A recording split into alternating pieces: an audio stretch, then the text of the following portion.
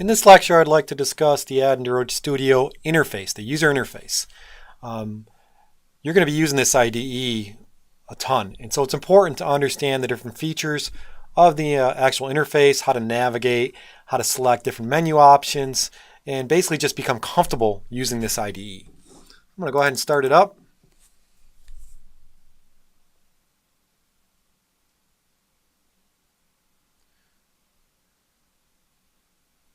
And what you'll see here is what you saw earlier as far as the default view. You'll notice that I actually modified the background and the theme, which I'll show you in a second how to do. But it should be somewhat familiar from the earlier lecture. It just comes up with the project on the left and then also some of the source code on the right. At the very top, you'll see essentially what project you have and the path to the project. So this is showing test project 2 and showing where it's located on disk. It's also showing me the main activity.java source file, which is in here on the right-hand side in the Java editor. It has standard menu options, just like other applications. You have the file. You can create new projects, new Java classes, and then those templates that I told you about earlier you can utilize. Pretty intuitive stuff here, but it has a lot of nice features that you can actually utilize. It will do a lot of nice things for you. You can open up a file. The settings is important because in the settings you can do all sorts of things, especially for your editor. Important things here are the editor font. I increased my font. You can also change the theme. This is what made everything gray in the background. You can also choose how you can format your code. So the code style, you can select Java. And this is important because you want to make your code readable. So you want to have proper indentation inside source code blocks. You want to have new lines to separate methods and statements and so forth. And this is a nice thing where you can actually configure all this.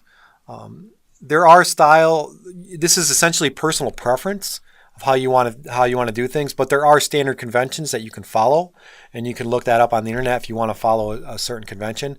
But it's really nice because it actually will automatically format your code, and it doesn't matter how you type it in, it will indent it for you and everything.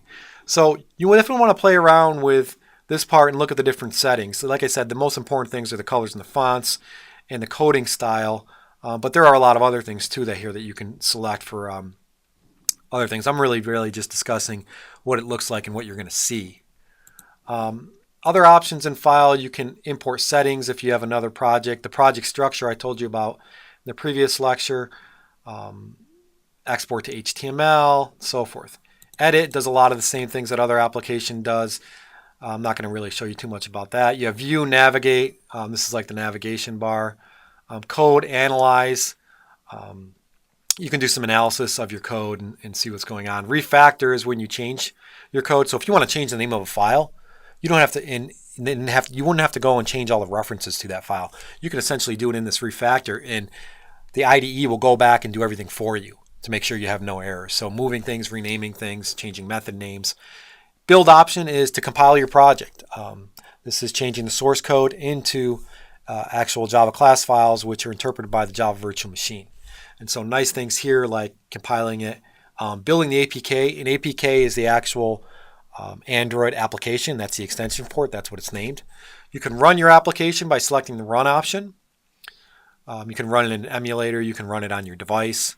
Tools are different options for some of the other software that you can run in the IDE, like the Android Virtual Device Manager, which allows you to create new virtual devices, new emulator targets. SDK Manager, we'll talk about in the next lecture. This is managing your software, other editors, and nice things there. VCS is a control system. If you need to store things in a repository and check things in and out, if you're working on a team. Windows, you can open up new windows and so forth, and then the help menu as well. And the next layer here, this is essentially the toolbar. The toolbar and the navigation bar all in one. In the past Android Studios, not the Android O Studio, the toolbar would be separate from the navigation bar. But the navigation bar just tells you what's currently selected in your default Android or project view. And so it shows you essentially a hierarchy of what's on disk. So if you were to go in here and you were to select a specific file, it would show up in the navigation bar. And then you can see where it's located. To the right of that is the toolbar. You can access a lot of these tools here directly without going to the File menu Tools. So you can bring up the Android Virtual Device, or that's actually the debugger. The Android Virtual Device AVD Manager is here. You can do the SDK Manager, and it's nice because whenever you actually highlight something, it tells you what it is with a little information after it. You can run different configurations here. This is actually going to build right there. You can run the debugger. You can run the application right here. You can also step through things in the debugger as well. And then the next thing here is on the left-hand side, which is this project view, where you can change it to Android. It's a way of viewing your different source files. Again, like I said earlier, I like the project view because it represents what's on disk. When you select different things in here, this will be displayed in the editor view, which is right over here. This is your source code. Depending on what file you select with the extension, the right editor will come up. So if you select a .java file, the Java editor will come up. If you select an XML file, you're either going to get the GUI editor or an XML editor. And then down here you can actually see the design view. So we'll go through this in a lot more detail as well. But this is the GUI editor essentially. And then at the very bottom you have your status bar. This will give you all information on what's currently going on in the IDE. So the last status here was the Gradle build finished. But if you're building or compiling or running, you'll see information down there. And that's essentially really the basics of it. I mean, again, the intent of this lecture was to just get you knowing some of the basics and getting you familiar with most of the way that the UI user interface is designed. You can get into a lot much more detail by looking for specific resources online.